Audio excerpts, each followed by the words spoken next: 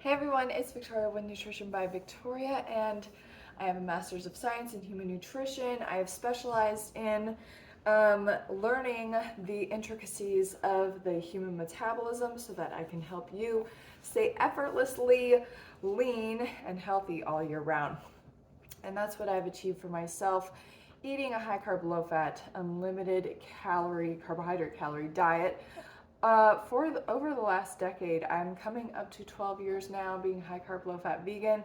And over the course of those 12 years, there has been some ups and downs where I've had to learn how to eat enough, and that has allowed my body to become carb adapted, carb tolerant, or insulin sensitive, if you will, so that I can stay effortlessly lean regardless of which stage of life I'm in, regardless of my age.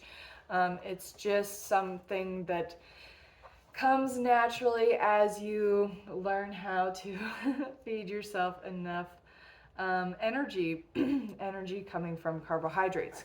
Carbohydrates are our body's primary fuel source, with that being glucose. So the carbohydrate is the large form of glucose, which is a monosaccharide. Carbohydrates come in variations of saccharides, including polysaccharides, which are your starches, disaccharides, which would be your sugar, and monosaccharides, which would be your glucose and fructose. It's all good. We need all of it, ample amounts of it, in order to fuel our TCA cycle to produce ATP. And in doing so, we allow ourselves to also burn body fat, because the TCA cycle, it not only utilizes glucose as its primary substrate, but it also has fatty acids that get fed into the cycle as well, because let's face it, energy is a vital thing in our lives and we need to have a lot of it. So we utilize both glucose and fats for energy production. But if we don't have enough glucose, we can't efficiently burn the fats.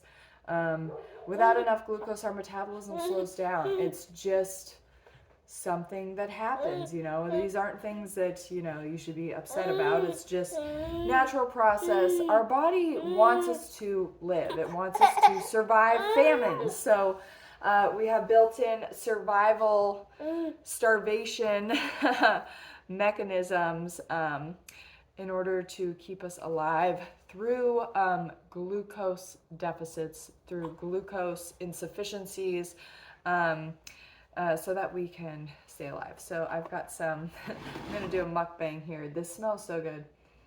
It's like a Santa Claus melon. Gallia is what its proper name is. Oh, it's so good. Maybe it's not a Santa Claus melon. I don't know. You guys let me know. It's like a green cantaloupe. It's not a honeydew though.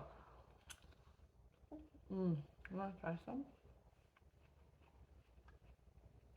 The baby's 5 months, so I'm currently 5 months postpartum. I'm feeling back to myself for the most part. Yeah, that's yummy, huh? But I'm making it my goal with my YouTube channel to educate anyone who comes across my channel about how our metabolism actually works. And if you'd like to know the intricacies of the information that I discuss, I did write up a coaching program. It's like a course of teaching you everything that you need to know about nutrition so that you can understand what I'm talking about and also be successful, not only for yourself but in teaching others. So it's I designed it like it's like a college course, but it's only 4 lessons, 4 weeks of information that takes you from the start, you know, of what you need to know, in terms of like how glucose even gets produced, and all the way to how it functions in our body and the importance of it, and then how to eat in order to maximize your health and, you know, lean body results and fitness, also eating enough carbohydrates. So I'm trying to think. Yesterday I did a video on disordered eating. Some of the things that I forgot to mention in that video include, you know, always feeling tired, but not being able to sleep. So a lot of that comes from cortisol. Elevated cortisol makes us hungry, and because we are, you know, supposed to be seeking out food from that elevated cortisol, and if we don't, we're not able to sleep properly. I should probably get you a toy, huh? Hang on.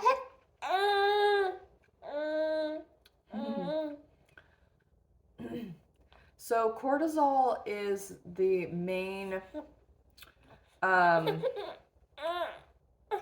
chemical or hormone, if you will, that gets triggered. That gets triggered when we don't have enough glucose. So the way that this works is that we have sensors, basically. It's glucagon and insulin for when our blood sugar is high or when our blood sugar is low. And the goal of those hormones is to make it so that our blood sugar is always at a normal level, so that we constantly have enough sugar to fuel our cells. Because it's that important. So cortisol elevates when it's time for us to eat. So in the morning, our cortisol is naturally elevated, which helps us to wake up and seek out food, right? So if we deny our body food in the morning, you know, skipping breakfast, then our cortisol is going to remain high until we get that sugar in. So we want to eat or have something sugary within 30 minutes of waking in order to avoid having issues with cortisol later on in the day. So we want our cortisol level to stay normal. We don't want it to be low, and we don't want it to be high. We want it to be normal. So every time that our blood sugar dips because we are running out of fuel, we're running out of glycogen, we need to make sure that we're eating sugar in order to lower our cortisol response and avoid initiating gluconeogenesis, where we start utilizing protein for energy, and this also slows down our metabolism. So cortisol actually, it's been scientifically proven through clinical studies that eating sugar lowers cortisol. So, and that's the reason why, is because cortisol is a hormone that is utilized to help us, or it's released to help us seek out food, giving us that extra energy burst. Go find food, you know, go replenish your energy stores.